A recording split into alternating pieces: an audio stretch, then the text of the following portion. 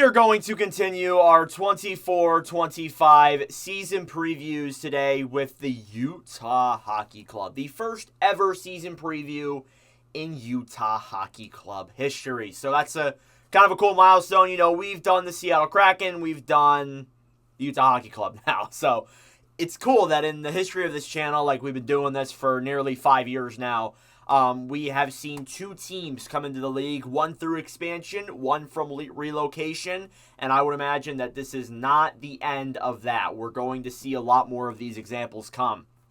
So, for Utah, it's a special instance. With Seattle, it was expansion, but I want to take a look at the last 3 years in Arizona to really paint the picture, not really talking about, well, how the team got here, but how the team developed into this core that we see now. So we'll start off in 21-22 in the first year of the teardown, the rebuild. One of the worst years one of my favorite teams has ever had. And by the way, I am an Arizona Coyotes fan, now Utah Hockey Club fan. I'm going to be making a video at some point talking about my overall fandom for the Arizona Coyotes and why I am going to root for the Utah Hockey Club. I'm going to do it eventually. But regardless, let's get straight into it. So in 21-22, they went 25-50-7 for 57 points. They were 31st in the NHL. They were horrendous that year. They went off to a 0-9 start. They took so long to win a game. It was honestly unfathomable how long it took them to win. And it really reminded me of that season in 2017-2018 where they started off really rough. But this was the first year of that really big teardown. They already got rid of a lot of their guys, OEL, Garland, the whole goalie tandem, all of their defensive core. This was a whole new team. Apart from a few guys who were there before, this was their whole team, essentially. So that was the worst of it. It started getting better from there. In 22-23, they went 28-40-14 for 70 points. They were 27th in the NHL that year. They obviously, again, missed. They got a little bit better. It was their first season in Mullet Arena, and things definitely looked like they were kind of taking a turn for the positive. They went up by a 13-point increase that year. It was a really good year. Now, in 23-24, their last year in Arizona, they went 36-41-5 for 77 points. They were, again, 27th in the NHL, but they did have that 7-point increase. And you might forget because they lost 14 straight games, but before those 14 straight losses, they were actually in contention in the race for a playoff spot. So they were competing, they were up in there, they were fighting for one, but unfortunately, they obviously started losing, and then they ended up relocating to Utah. So now this team is in a really good spot. Armstrong has done a really good job at kind of revamping this blue line, especially in this past offseason, and I'm really liking it now, along with a lot of other things. So your key arrivals, you got Kevin Stenlund, Mikhail Sergachev, John Marino, and Ian Cole, and you could also add Killer Yamamoto on that final name on that list because he just signed a contract with the Coyotes, the Hockey Club after being on a pro tryout contract. Again, I'm probably going to say Coyotes a couple times in this video. There's been a few Utah Hockey Club videos where I've said that, so don't be surprised when that happens.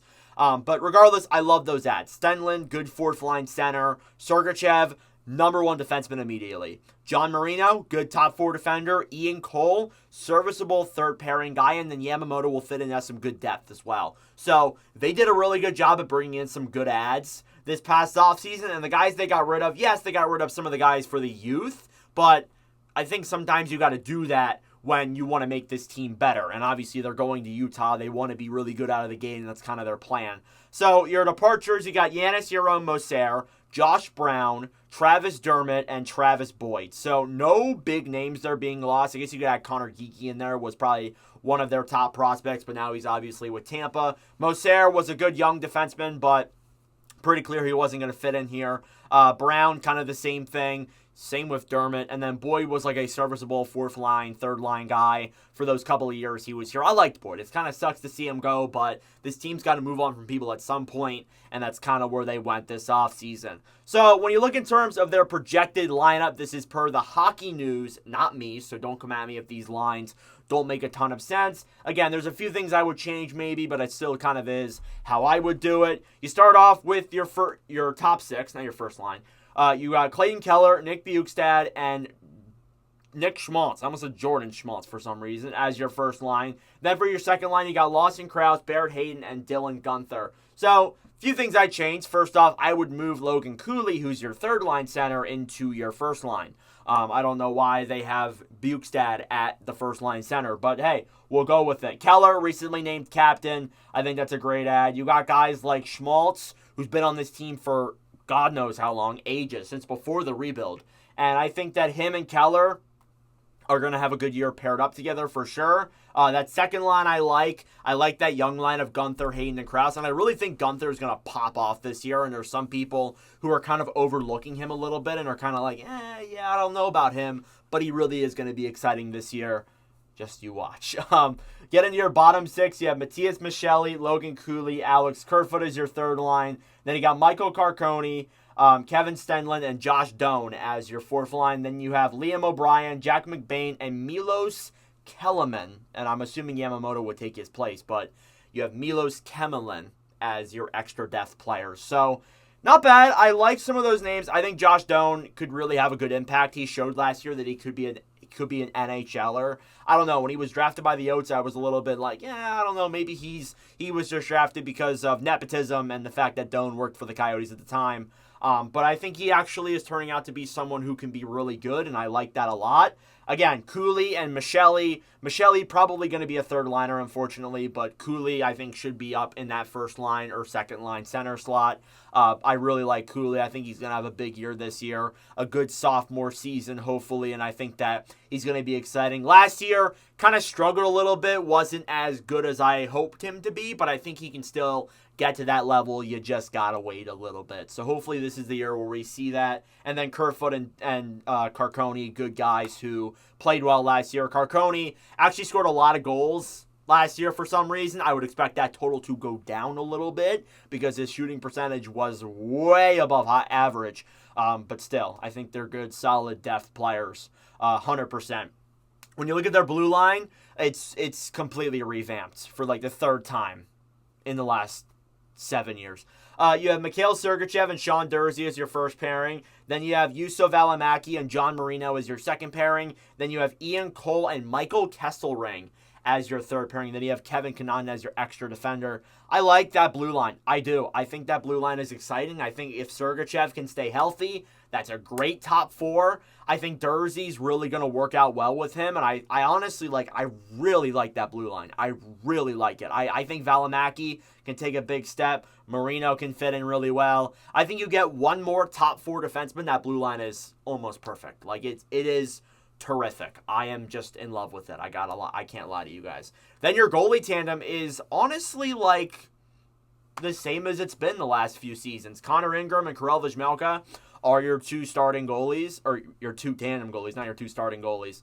But I like Ingram. I think that Ingram actually is one of the more underrated goalies in the league. He carried us at points last year. Vejmelka, he's been on and off. He's still going to be in trade rumors. Again, if Utah is out of the playoff picture, and hopefully, I'm not saying they are going to make the playoffs, but hopefully if they're going to, hopefully they take a bigger step and they aren't, that far out. But obviously, if they aren't, I think that Vejmelka is probably going to get traded. Again, I might have said that last year, but I think it's bound to happen. You got goalies coming up in your system. I think you got to eventually let one of them go if you get the right offer. And goalies are such a rarity in the NHL. If he has a really good stint as a backup, he could get picked up by a team. But we'll see. That's just me speculating. I'm not saying that's going to happen.